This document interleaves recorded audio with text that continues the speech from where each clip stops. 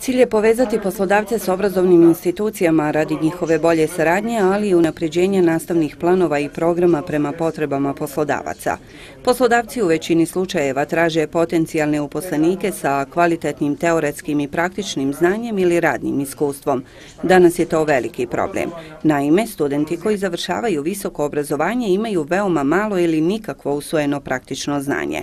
Poslodavci su još istakli da je potrebna inicijativa i veći angažman samih studenata. Kao krajnji cilj mi želimo da studenti malo promijene svoju svijest i da krenu se aktivirati tokom studiranja. Čitava filozofija, čitava ideja je zapravo angažman i što veći studenta tokom studiranja oko prakse i bilo kakvih drugih inicijativa.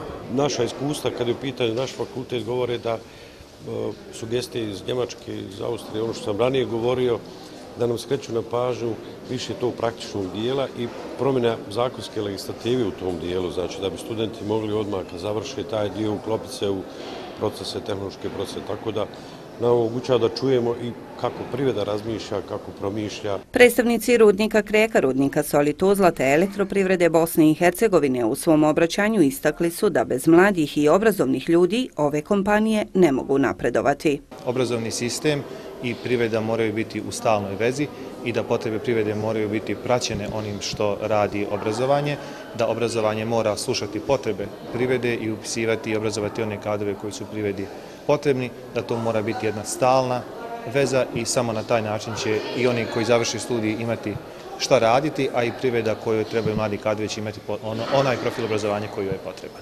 Inače, Akademac je najveća asocijacija u Bosni i Hercegovini koja okuplja pojedince iz akademske zajednice, poslovnog sektora, politike, studente i eksperte koji rade na povezivanju visokog obrazovanja sa tržištem rada.